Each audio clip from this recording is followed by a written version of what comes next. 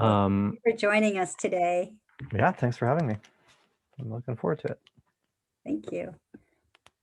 Well, everyone, again, this is David Lobser. He's a computer artist. Is that the title you prefer to have, or digital artist? What is title do you prefer?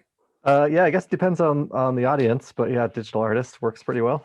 That's Mhm. like pretty catch-all. And Yeah, yeah, I pretty much work on a computer, so yeah. digital, VR, AR, Yep, all, animation, all the R's. I think we call it XR now for the Pixar, time being anyway, when it's right? all um Take it away, David. yeah, my background. So actually maybe I can ask a couple questions here. Like what is everybody's background in this class? I know you're teaching everybody marketing, but is everybody here a digital artist, or is it all kinds of different artists? Primarily artists, or sort of artists plus other things, or yeah, like what's everybody doing here? Um, Primarily digital. yeah. Yeah, mainly digital. Cool. And like 3D stuff, 2D stuff, programmatic stuff, or all like kind of handmade stuff? Well, I like to like paint or I like to do a lot of stuff, but I'm focusing on like graphic design and marketing. Cool. I think Um, we have a couple, I think Jeremy does a lot of stuff with the animation, right? And John, you do 3D. Uh, I used to do 3D. I still have the program if I feel like it, but I haven't done it in a while, I'd say. Cool.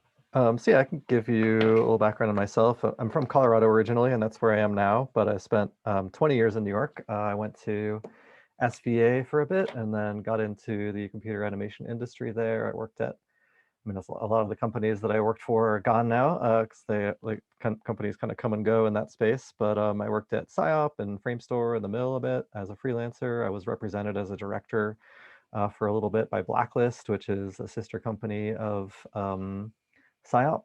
It was sort of a goal of mine for a long time to become an animation director. So I made a bunch of my own shorts and you know, kind of rode a nice little wave of, you know, there being a lot of interest in character animation for a while. And Blacklist was basically a place that outsourced projects to mostly European directors that were too low budget for PsyOp to do themselves. So, you know, PsyOp at the time, you know, poo-pooed anything that was less than $250,000 for a budget, probably.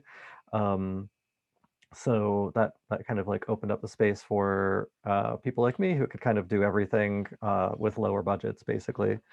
So yeah, I had a really nice run with them, and I got some good projects out of that, and realized that I wasn't actually interested in working on projects with higher budgets. And I also realized that I was not that interested in being a creative director in advertising. And you know, the reason for that is like I love the opportunities to basically take my vision and make them real, but a lot of the job is really around, you know, figuring out what your client wants and what their brand is. And mostly, you know, people aren't, I mean, people come to you because you're good at doing things, but not necessarily for your vision. And my vision is distinctly not commercial, or at least at the time it was very not commercial. So you know, I kind of saw a future where it's like I was gonna have to bend my, you know, creative imagination into places that I didn't want it to go, and I figured, you know, it might be nicer to just keep that to myself and do my own work creatively, and you know, sort of shift to focus a little bit to um, other things. So after basically, you know, it's like within a couple of years of the collapse, economic collapse in like 28, 29, um, uh, like work for everybody, the kind of work that I wanted to be doing dried up. Basically, super creative, like interesting work is the kind of work that's a little bit of a luxury for advertising agencies. It's like creative directors at agencies like will get a little extra budget when there's extra budget to spare to just like do interesting experimental things. And I was fortunate to ride that wave for a little bit, but that kind of dried up. And it, you know, it's like when the economy is worse, it's like there's still work, it's just less interesting. So I used that as an opportunity to go to ITP at NYU. Didn't know what I was going to go there for. I actually thought that I would be doing more hardware work and actually spent a lot of time, learning how to do circuits um, and soldering and stuff like that. But when I got to ITP, I realized immediately that like the thing that was going to get me where I wanted to go was learning how to program. So I, invested all my time in that, and knew that, it's like I had spent a long time getting good at what I was good at in 3D. So it was pretty scary, sort of making a mid-career shift into a whole new space that, I didn't even know it was going to be. At the time, VR wasn't a thing. This was 2012, 2013 that I was going there. So when I started, I actually spent most of my time focusing on 3D printing, which was a cool thing at the time, and learning how to do procedurally generated 3D prints. And I made some systems for doing that. And I thought maybe there would be a market for people that wanted procedurally generated 3D prints. And it turns out there just isn't, really. There is a market, but it's a very tiny market.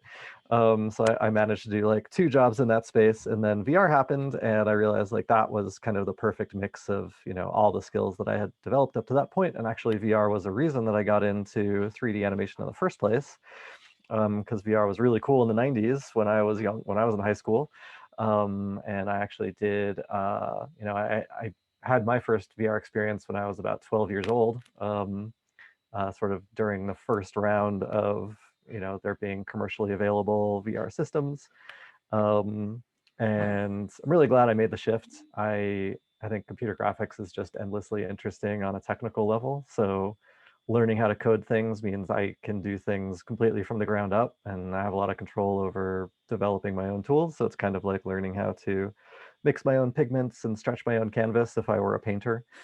Um, and I honestly, for the longest time, I just thought that I wasn't going to have the tools that I needed to learn how to program. So I had kind of tried to learn how to program before going to ITP, but I discovered that spending a lot of money is what I needed to do to learn how to do it. So it was like a huge amount of pressure. ITP was very expensive. And I was like, okay, like I am paying them every day what I used to get paid to do this stuff. So with that pressure, I was able to get, reasonably good, you know, relatively quickly. It still took me, I would say, a year or 2 out of school before I started getting paid to do programming work.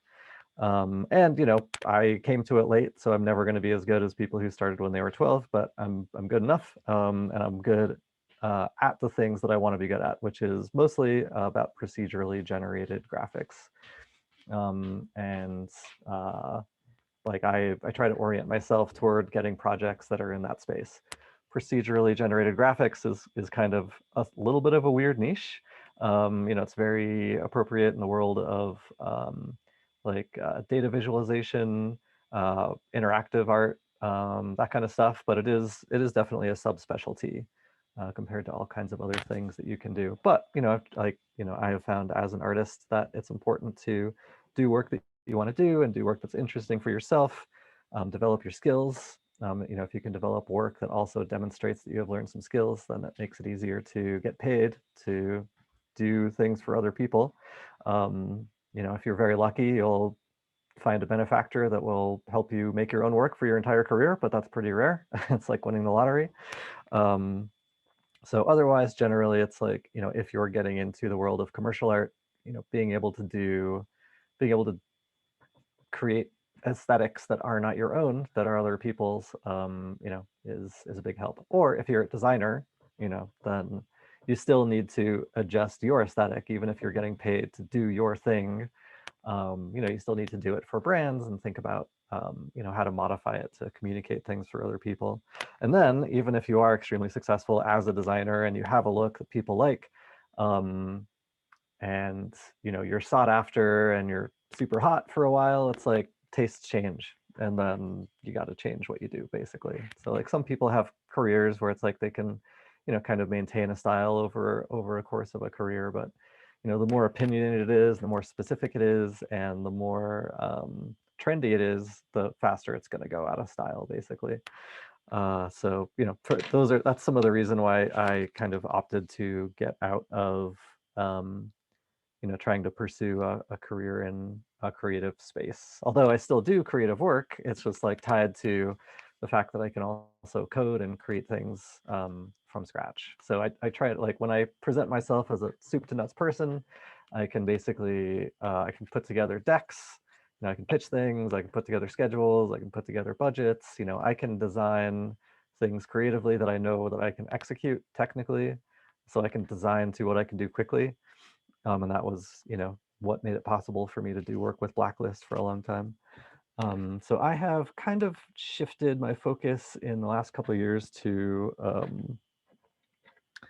therapeutic virtual reality. So it's an interesting space right now. It's very new. So there are, I mean, there are a lot of companies that are getting into it, but mostly they're not that good at making stuff yet. So I think there's kind of a dearth of creative people who, you know, really know how to make things, like really know how to make experiences in that therapeutic space. So if you look at meditative VR apps, a lot of them are kind of interesting, but you know, mostly they're a little ugly. But the thing is, it doesn't really matter on some level. Like VR just works in some ways. Like almost whatever you're looking at, VR just has qualities that actually have therapeutic benefits, which is really interesting. So it's almost like whatever you make, if you go get it studied somewhere, the study is going to say it works. So it's kind of an interesting time right now to be making work and, you know, having like getting it proven out in medical settings. And you know, just as a creative person, you know, I really like the idea of making things that are actually going to be beneficial to people's lives and to people's minds, and to, you know, calm them down in stressful situations, and you know, create a better experience for them when they're doing things like going to the dentist, or you know, getting infusions for chemotherapy, or the one of my recent apps came about because I was connected to a clinic that does ketamine infusion therapy, which is being used a lot for depression these days, and also for chronic pain.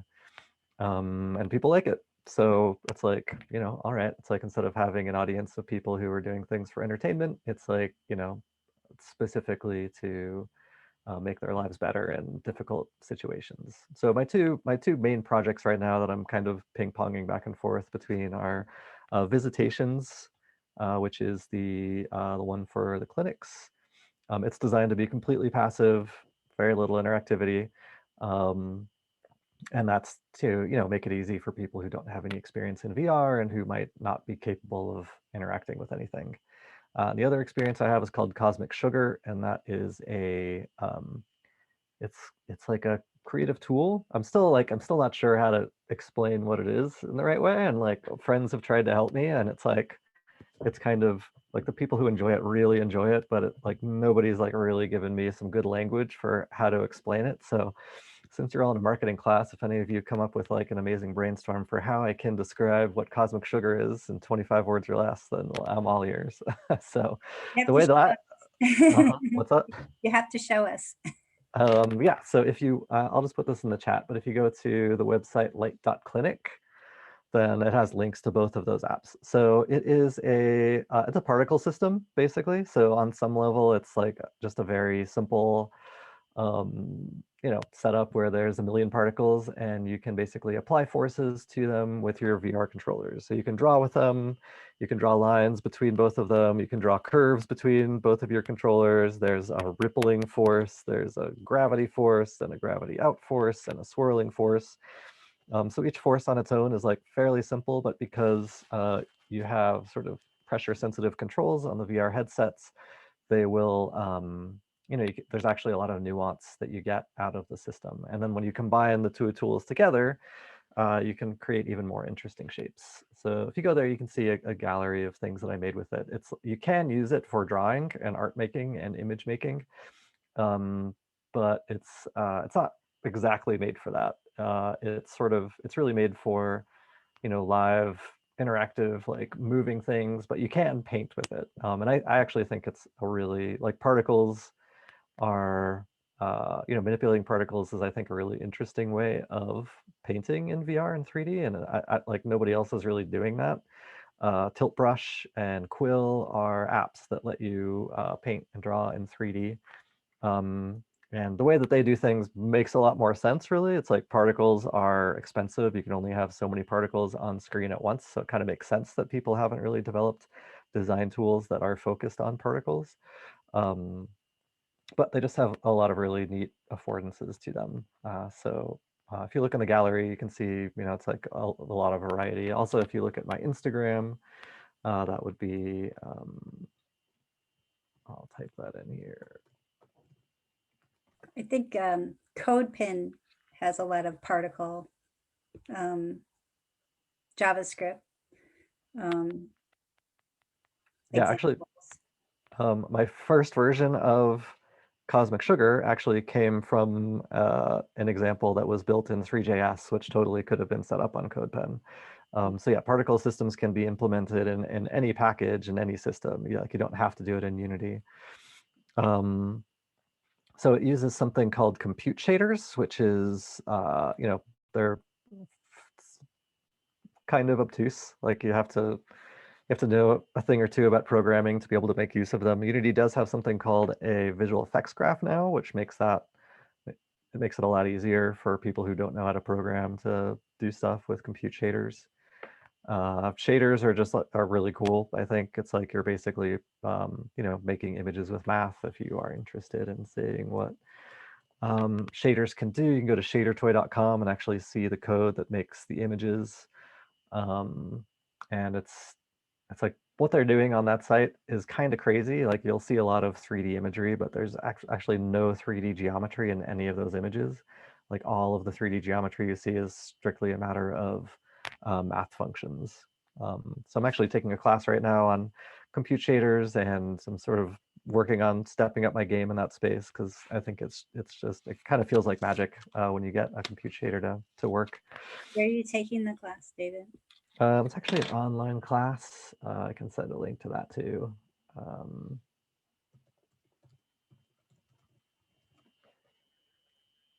Yeah, I was like not sure if I wanted to spend money on it because it's not that expensive. It's like $400.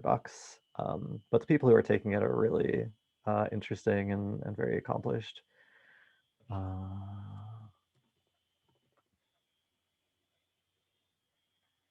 Let's see. All right, so I got the link. I think it's a great point that you're bringing out, that you constantly are always bringing yourself to the next level and learning as much as you can. Like you're never too old to learn, or, like you always want to keep growing with your career as an artist, and how you've transformed yourself over time is really amazing. Yeah, and that's just part of the job, really. It's like there are, there are definitely lots of people in digital art who pick a thing that they want to do and they just get better and better and better at that one thing. But because I like to do technical things, I like problem solving, I'm always like trying to push myself along a little bit to learn some new techniques, because it really is endless with computer graphics. You can always do something new. So yeah, I put that link in the chat for that. You do need to know something about programming to do that. So let's see. I guess, how long is this? Are we doing this for an hour or half an hour? As long as you like to. I'd like to leave some time for the students to ask questions. If you want to show us anything, any specific examples, I've given you the share screen option if you want to show anything as well. Right, well, I could like throw up that website that I shared with you, if that would be interesting. Yeah, I'd love to see like some of the storytelling aspects of your artwork is really amazing too. So this one over here is Cosmic Sugar. It's a particle system. I am not a web designer, so like I just, I grabbed a template and put this stuff up there. And you can download both of these apps if you have a VR headset. They're available on a variety of different headsets. Cosmic Sugar is actually available now on the Quest. I just don't have a link to it yet. So let's see. I guess I can just play trailers for each of them. I'm guessing that there won't be sound. So yeah, this project actually came out of a desire of mine to, have a place to release projects that were not necessarily complete projects.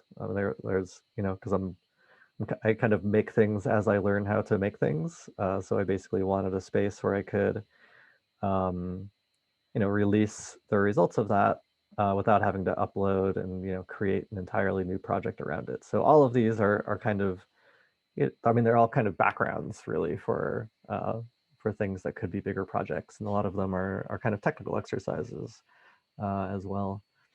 A lot of these came from just like a place where it's just like there was something that I wanted to try. Uh, so yeah, my hope. I mean, I'm on the way to getting some new scenes together, so I'll be releasing another package of these scenes, hopefully by the end of the summer. So I'm making some new scenes for a study that they're doing at Johns Hopkins with people who are an older population of people who might be suffering from dementia or Alzheimer's, and they're actually going to be giving them very large doses of magic mushrooms, and they want to see how they like different settings, basically. So kind of when they're going up and when they're coming down, they're going to show them some of these different VR scenes. Would you say the artwork that you create is based on fractals? There are some things that use fractal techniques. Fractals kind of means different things depending on what you're doing with it. Nothing in there was exactly technically a fractal, but if you look at my Instagram, there are some things on there that use recursion. So recursion basically allows you to create things that are self-similar on different scales, which is one definition of a fractal. So this is I imagine this isn't coming across too well. One huge disadvantage of cosmic sugar is that having lots of tiny little dots moving around is exactly something that compression algorithms hate. So unfortunately, the videos don't translate all that well. So this is 1,000,000 particles that you're looking at for the most part. And that's running on that can run on basically any hardware that will support VR. And it actually works on a Quest 2 with about 90,000 particles, which is pretty good. I'm pretty impressed by what that headset can do. I can't wait to try it. Yeah, if you have a headset, it's available. So yeah, maybe I can just stop it there and go to questions.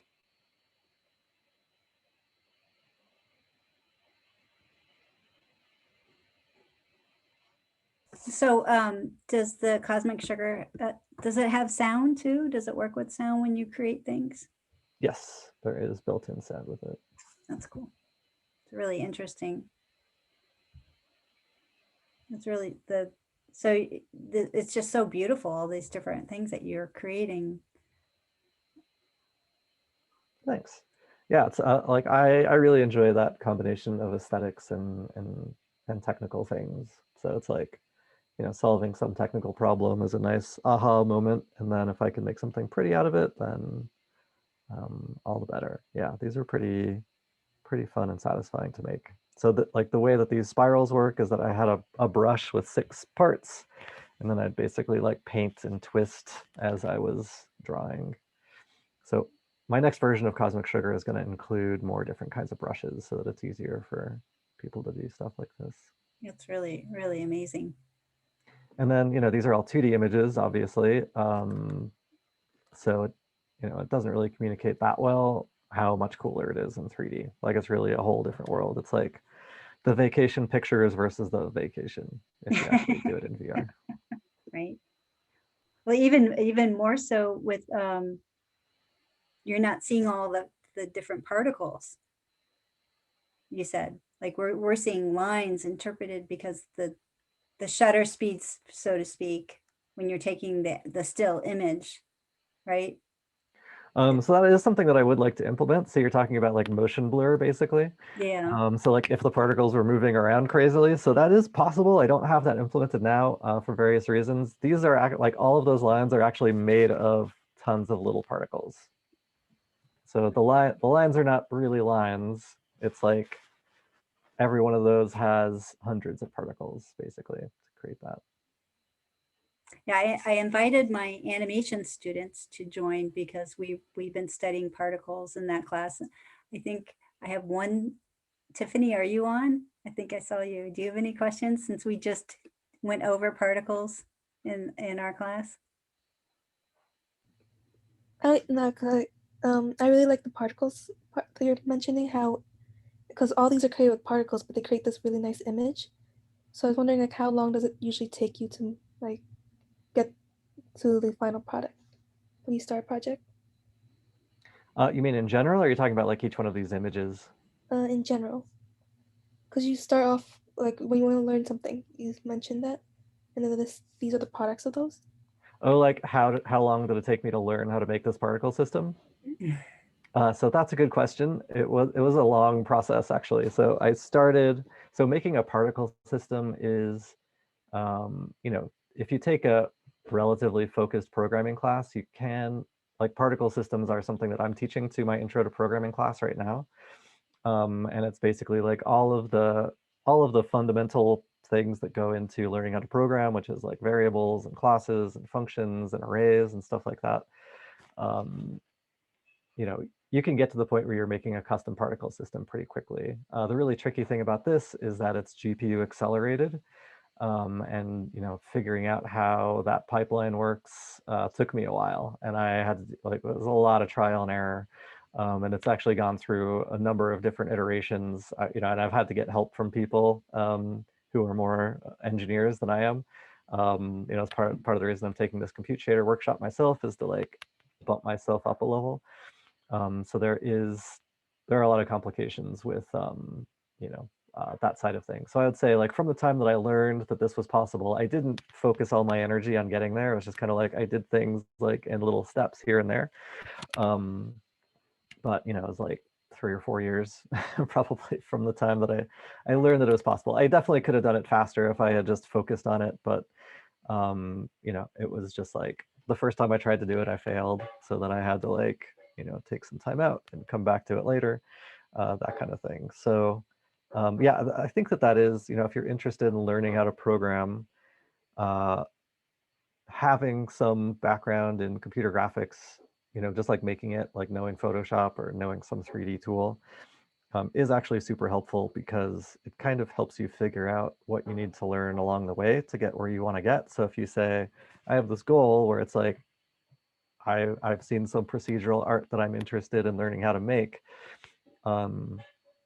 If you have some understanding of how graphics works, it can help you make a map for yourself a little bit. So, kind of understanding like what's too difficult, like what's reasonable, at each step as you learn it, is an important part of um, yeah, approaching this stuff and learning how to do this stuff. So right now, it's like my next goal is to basically take this stuff and use something called recursive matrix multiplication. So basically rig it. So this animation here on my Instagram, like this actually uses the same framework that I use to make Cosmic Sugar. Like Cosmic Sugar like just moves around all over the place, but by just changing one function, I was able to basically take each step, like take each particle and modify the next particle based on the position of that first particle.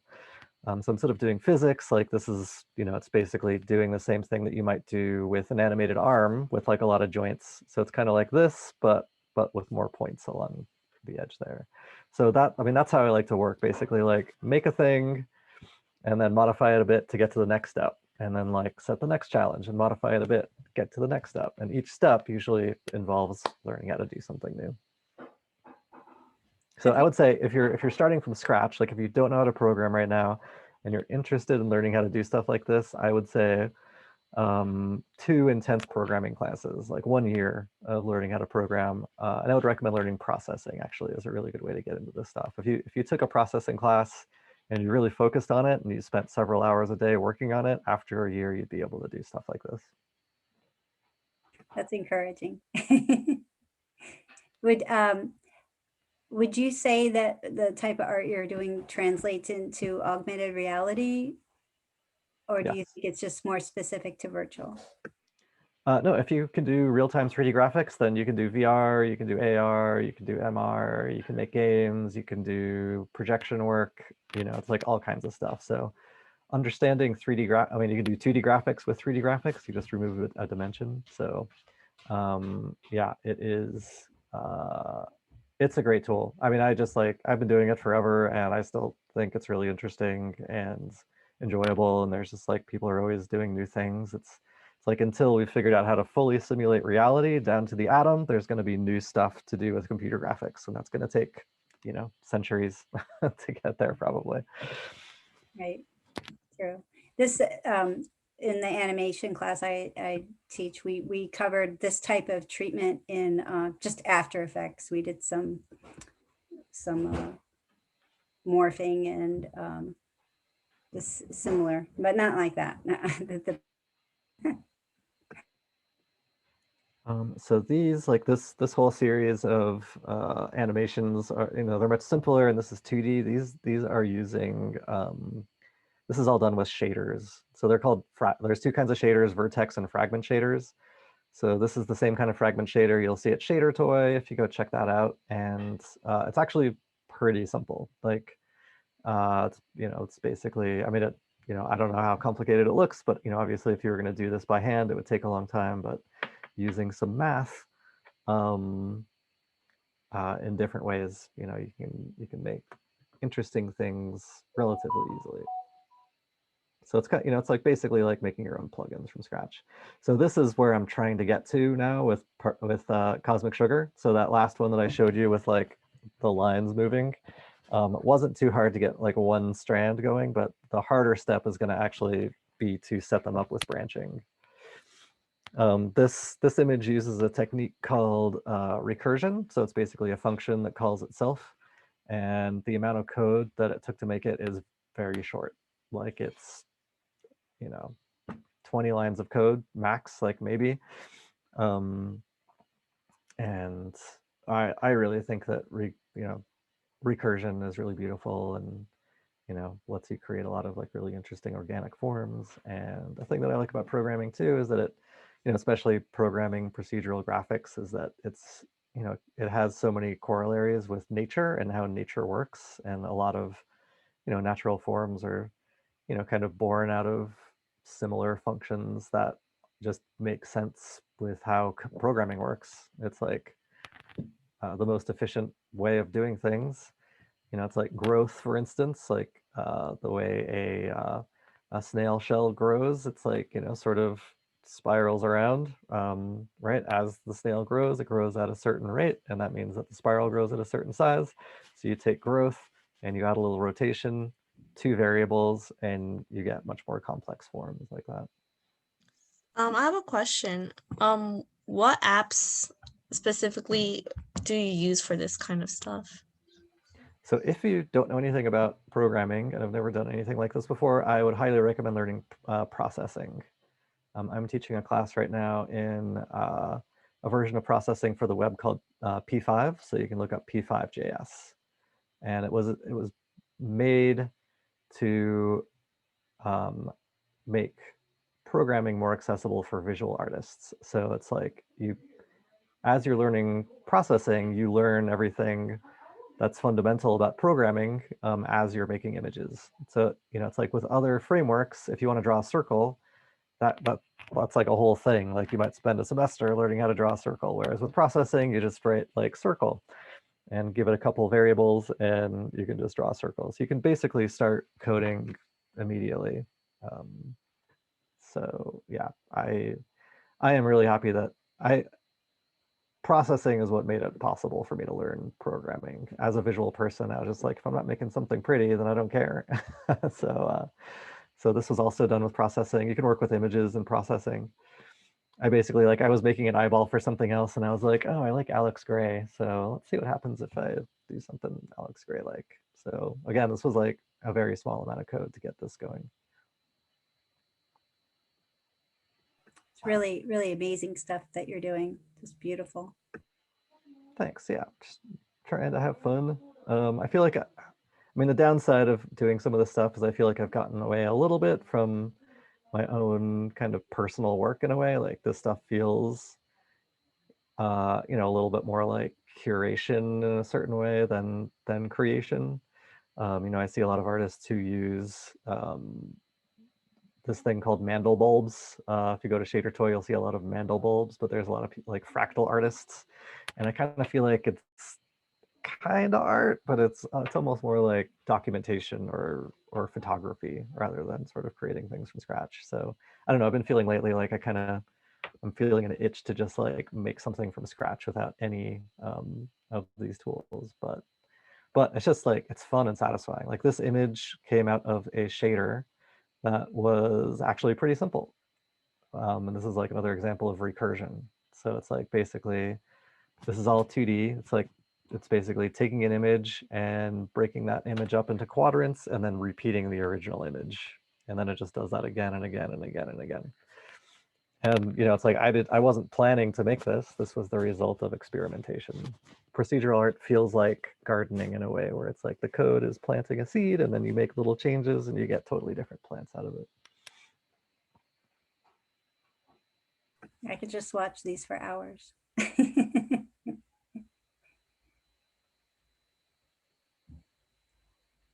And are these are any of these loops that we're looking at part of what you're doing for John Hopkins? Nope, all these things I was just doing for fun. I haven't released any of the imagery from Johns Hopkins at this point. Oh, okay. I'd be happy to show you. It's like, you know, it's not a big secret at this point, but I was going to wait until they are, you know, closer to publishing their study before releasing anything publicly.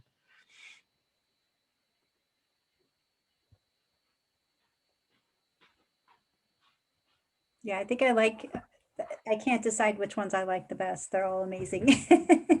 Oh, thank you. Really are. I just followed you. Oh, thanks. Yeah, I need to figure, I think I need to take your marketing class because I've been like sitting at the same number of followers for ages. I've been, you know, posting, you know, every other day for a while now. And I think I didn't want to have to post manually all the time. So I started using a website called Later, which basically lets me just like pre-schedule and it makes it really easy to post things. I can do it from the desktop, but to get it to work, I had to switch to a business account, which I think might have made it more difficult for people to find my page organically. I think they basically want to force me to pay for letting people see it. So sometimes Yeah. I take out ads, but I don't know. It's hard to tell if it helps. It's like this number creeps up very slowly. So I yeah. want to touch base with you later and go over a couple things with you.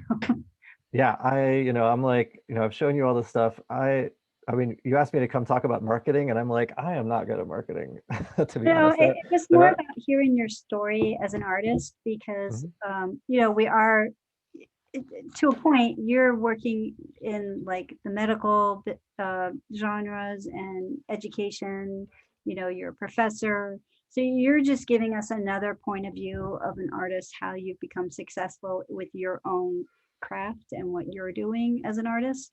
So I'm scheduling interviews with several different types of artists, from photographers to graffiti artists. We've had curators, and I think it's important for the students to just see how many different areas you can go into as an artist besides marketing yourself as an artist as well. And I think that what you do is really amazing, and it takes a lot of dedication and time. And I think that some of the students are interested in this type of, or opening a different door to the students to see, wow, this is something else I can do, you know, because not to limit themselves to just working in two-dimensional or with just traditional physical materials, that they can explore working in the computer more. So it's just really important for them to see your work. I think that your work is just incredible, and it's just really helpful for everyone to see what else is out there.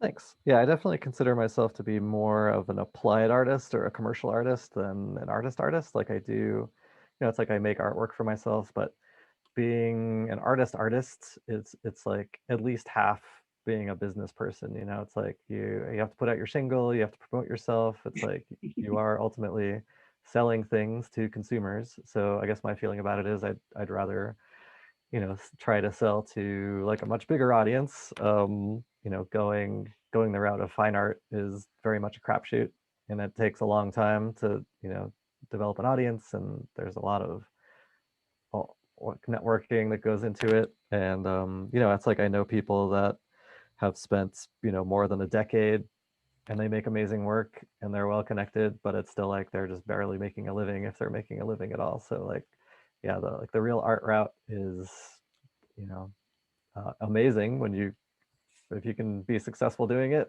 Like, what a joy to just make your own work constantly. I guess, you know, part of my issue too is like I'm a little inconsistent. Like I like to do a lot of different things.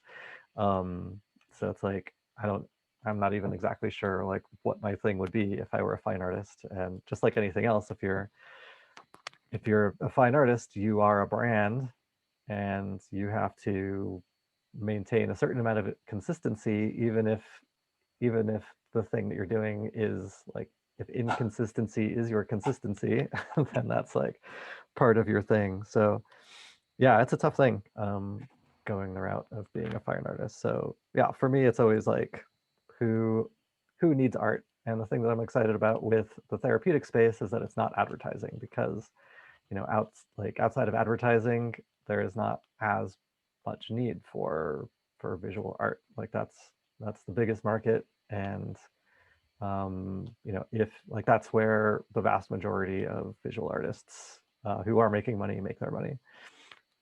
Yeah, and I think that's one of the points all the people who come and lecture to the class, everyone's kind of said, I never started out doing my art. I started as a graphic designer or in advertising or something like that. So everyone kind of has we're showing the students that there is kind of like, you can't just do your fine art. There's 1% of artists are that like $1 million artists, but the rest of us have to work and do art. It's something else. There's just two things, but it looks like you are following your passion and you are able to incorporate what you want to do with what you're selling for your artwork and getting the big projects and reaching a larger audience and doing something for people, which is super important.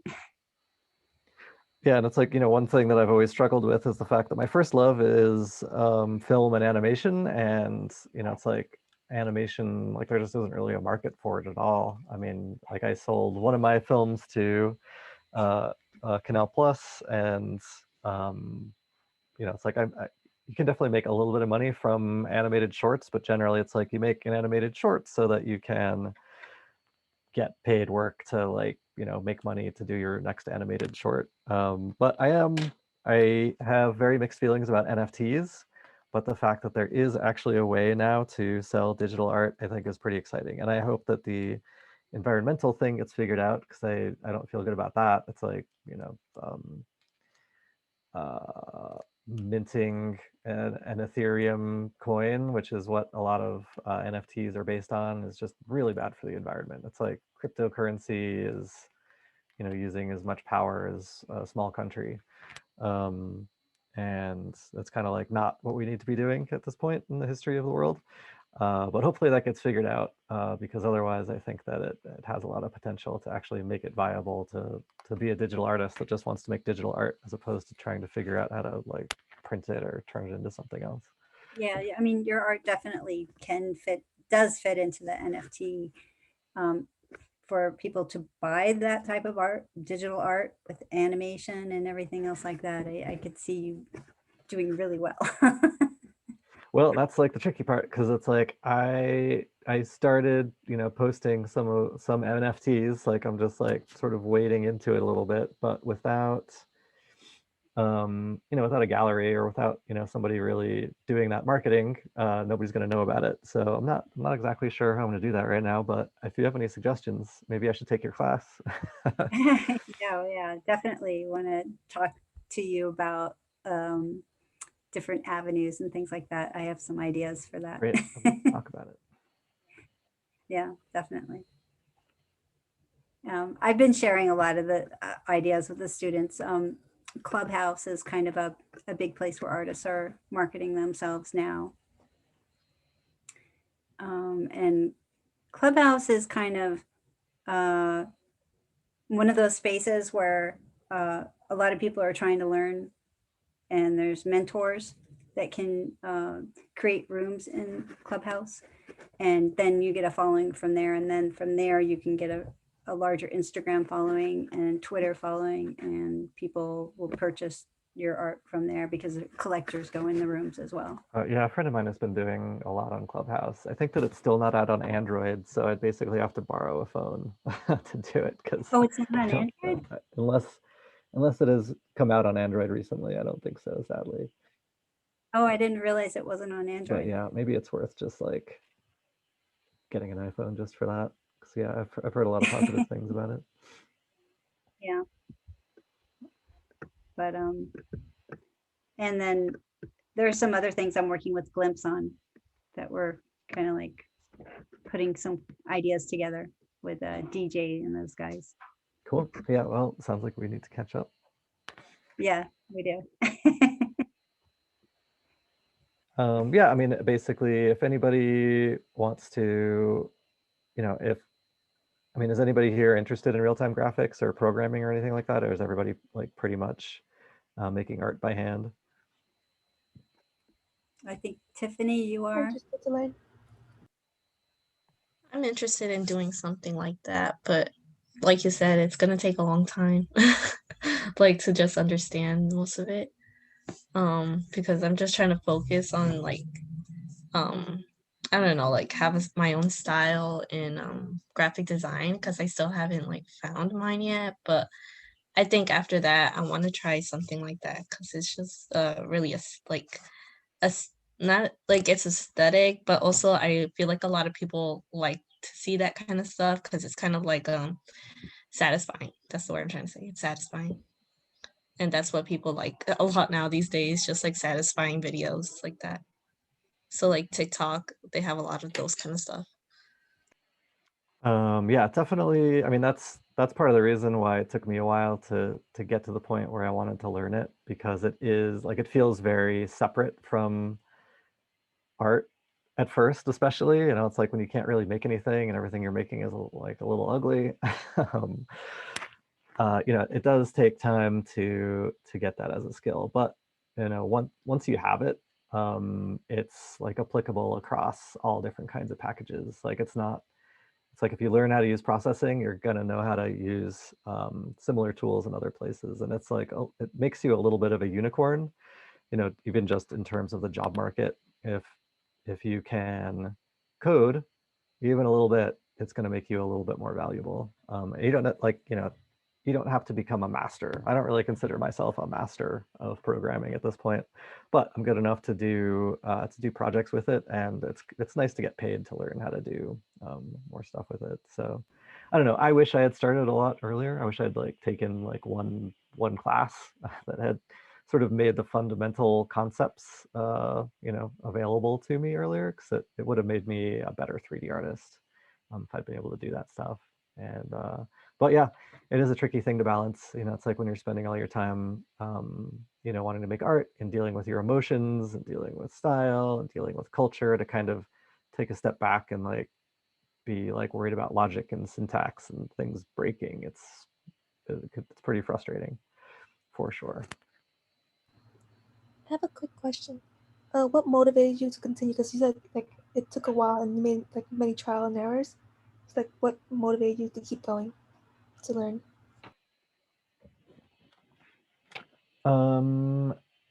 So yeah, I don't know if you're familiar with the concept of flow.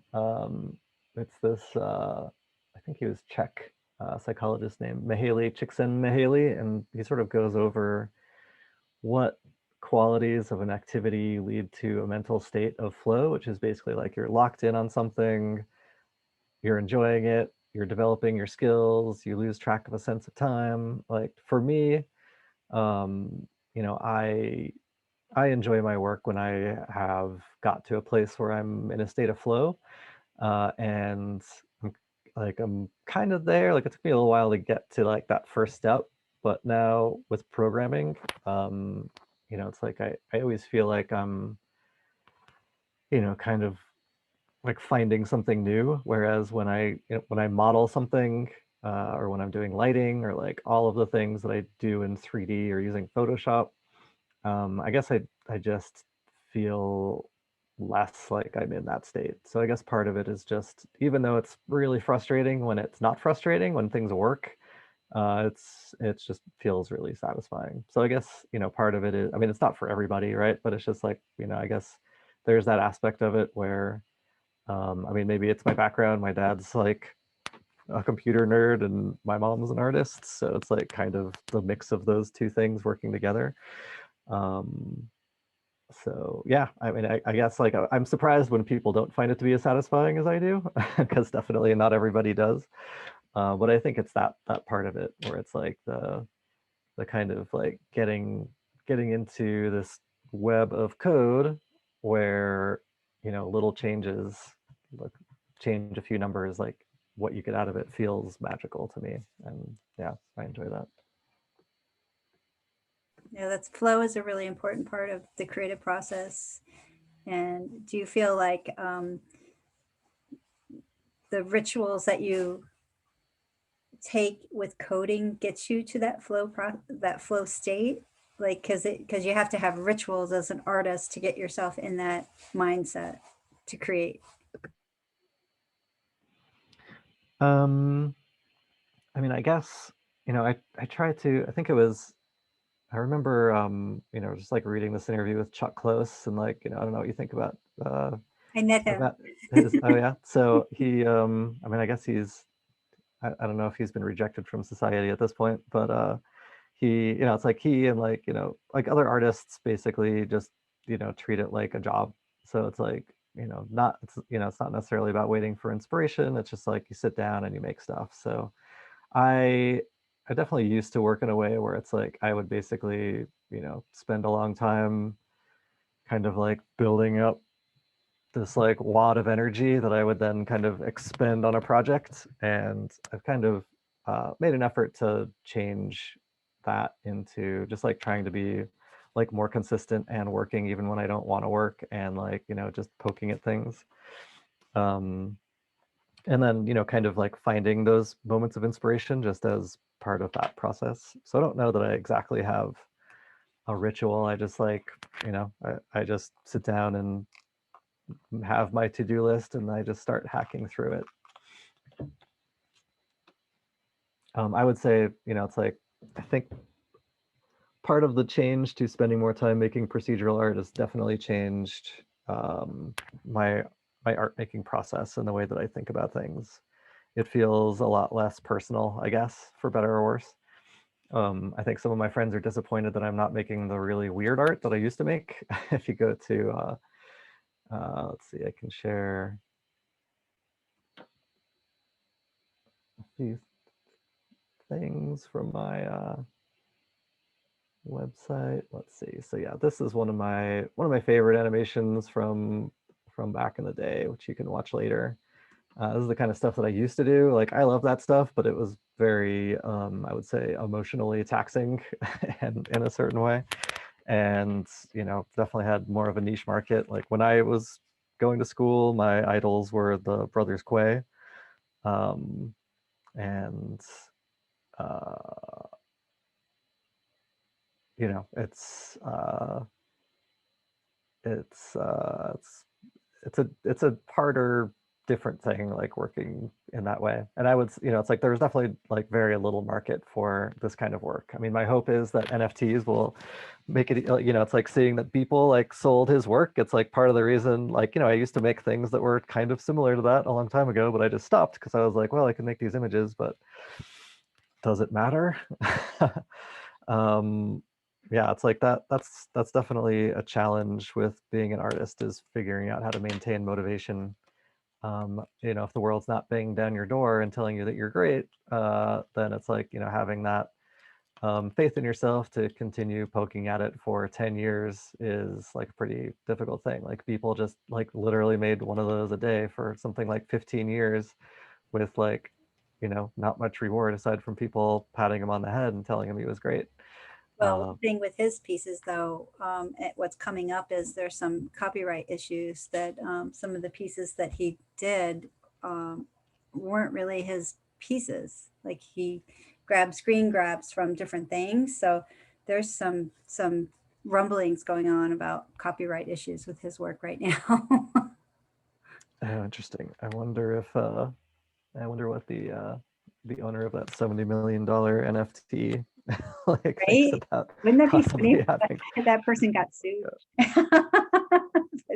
Interesting. I mean, I guess it depends on what you do with it, right? Like if you own an NFT that's a copyrighted piece of somebody else's, yeah, like what does that mean? Because it's like having the NFT doesn't necessarily mean that you're showing it to anybody, and like that's where a copyright issue would come into play. So yeah, that's like a whole new territory, right? I know, because he made money on somebody else's imagery that he altered without the permission of that other person, and then turned it into piece of art and sold it for $70 million. I mean, that's a huge can of worms. And on some level, like that's internet art. Like that's fine. It's like remixing. Like if you're just posting things on a website somewhere. But yeah, if you like want to take it into a space where there's money being exchanged, like it obviously gets a lot more complicated. Well, as artists, we've been taught there's legal rules you have to follow. You have to have, if you're going to add sound to your art, you have to have an original soundtrack. If you're going to use photography, either you have to pay for the rights or do your own photography.